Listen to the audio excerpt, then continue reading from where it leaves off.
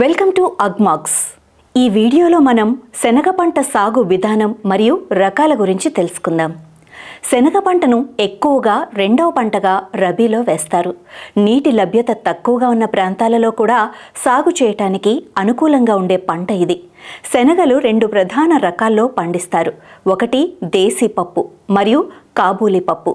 దేశీ పప్పు భారతదేశంలో ఎక్కువగా పెరుగుతుంది. ఈ పప్పు చిన్నగా గోధుమ రంగులో కనిపిస్తుంది. ఇవి ఆరోగ్యకరమైన ప్రోటీన్, ఫైబర్, ఇతర పోషకాలను కలిగి ఉంటాయి. ఈ రకం శనగ పంట పూర్తవ్వటానికి 70 నుంచి 80 రోజులు పడుతుంది. అలాగే 600 నుంచి 1000 కేజీల వరకు రాబడిని ఇస్తుంది. మరోవైపు కాబూలీ పప్పు పశ్చిమ దేశాలలో ఎక్కువగా పండిస్తారు. ఇవి తెలుపు లేదా పసుపు రంగులో పెద్దగా ఉన్న పప్పును చూస్తాం. ఇది 90 నుంచి 100 రోజుల్లో పండుతుంది మరియు 1000 నుంచి 1500 కేజీల రాబడిని ఇస్తుంది. ఈ పంటను అక్టోబర్ నుండి నవంబర్ మధ్య విత్తుకోవటానికి అనుకూలమైన సమయం. ఈ పంట మంచు ఆధారంగా పండే పంట కావున పూత మరియు కాయలు మొదలయ్యే సమయాల్లో నీటిని అందించినా సరిపోతుంది. ఇది స్వల్పకాలిక పంట కావున విత్తన రకాన్ని బట్టి 85 నుంచి 100 రోజుల్లో పూర్తవుతుంది. ఇక నేల తయారీ చూసుకున్నట్లయితే నేలను 2-3 సార్లు దమ్ము చేసుకోవాలి.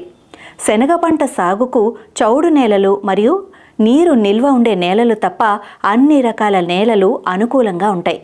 నల్లరేగడి మరియు తేమ శాతం ఎక్కువ కాలం ఉండే బరువు నేలలు అయితే అధిక దిగుబడులను పొందవచ్చు. నేల యొక్క pH విలువ 6 నుంచి 7 ఉన్న నేలలను సాగుకు అనువైనవి. చివరి దుక్కికి మరియు 10 కిలోల నత్రజని అంటే యూరియా మరియు 20 కిలోల భాస్వరం వేసుకొని చివరి దమ్ము చేసుకోవాలి. విత్తనాలు విత్తుకునే ముందు విత్తన శుద్ధి ఖచ్చితంగా చేసుకోవాలి. ఈ విత్తన శుద్ధి వలన నేల నుండి సంక్రమించే ఎండు తెగులను ముందస్తుగా నివారించడానికి వీలవుతుంది. విత్తనాన్ని శుద్ధి చేయటం కోసం 1 కిలో విత్తనానికి ట్రైకోడెర్మవిరిడి 8 గ్రాములు, థైరం 2.5 గ్రాములు మరియు 3 గ్రాముల కాప్టన్లను విత్తనానికి పట్టించి విత్తుకోవాలి. విత్తన మోతాదు చూసుకున్నట్లయితే ఎకరానికి మధ్యస్థ పరిమాణం గల గింజలు అయితే 25 నుంచి 30 కిలోల విత్తనాలు అవసరం పడతాయి. పెద్ద పరిమాణం గల తెల్ల గింజలైతే 35 నుంచి 45 కిలోల విత్తనం అవసరమవుతాయి.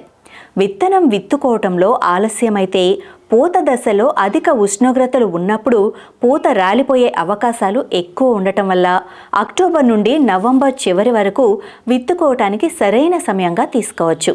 ఇక నీటి యాజమాన్యం చూసుకుంటే విత్తే సమయంలో నేలలో కొద్దిగా తేమ ఉండేలా చూసుకోవాలి. శనగ పంట మంచు ఆధారిత పంట అని చెప్పుకోవచ్చు కాబట్టి ఈ పంటకు నీటి వినియోగం కూడా చాలా తక్కువగా ఉంటుంది. పూత మొదలయ్యే 30-35 రోజుల మధ్య మరియు గింజ బలపడే దశలలో నీటిని అందించాలి. నీరు అందుబాటులో ఉన్న రైతులు నేల స్వభావాన్ని బట్టి నీటిని అందించడం వలన అధిక దిగుబడులను పొందవచ్చు. ఇక కలుపు నివారణ చూసుకున్నట్లయితే విత్తిన 48 గంటలలో 1 లీటర్ నీటికి 5 ml పెండి మిథలిన్ నేల మొత్తం తడిచే విధంగా పిచికారీ చేసుకోవాలి. మొక్కలు ఎదుగుతున్న సమయంలో కలుపును తొలగించినట్లయితే మంచి దిగుబడులు వచ్చే అవకాశం ఉంటుంది. ఇక ముఖ్యాంశాలు చూసుకుంటే శనగ పంట నీటి లభ్యత తక్కువగా ఉన్న ప్రాంతాలలో కూడా సాగు చేయటానికి అనుకూలంగా ఉంటుంది. శనగ పంటను దేశీ పప్పు మరియు కాబూలీ పప్పు అను 2 ప్రధాన రకాల్లో పండిస్తున్నారు. భారతదేశంలో ఎక్కువగా పండించే దేశీ పప్పు 70 నుంచి 80 రోజుల్లో పండుతుంది. అలాగే 600 నుంచి 1000 కేజీల వరకు రాబడినిస్తుంది. ఇక కాబూలీ పప్పు పశ్చిమ దేశాలలో ఎక్కువగా పండిస్తారు. ఇది 90 నుండి 100 రోజుల్లో పండుతుంది మరియు 1000 నుంచి 1500 కేజీల రాబడిని ఇస్తుంది. ఈ పంట మంచు ఆధారంగా పండే పంట కాబట్టి అక్టోబర్ నుండి నవంబర్ మధ్య విత్తుకోవటానికి అనుకూలమైన సమయం. ఇక శనగ పంట సాగుకు చౌడు నేలలు మరియు నీరు నిల్వ ఉండే నేలలు తప్ప అన్ని రకాల నేలలు అనుకూలంగా ఉంటాయి.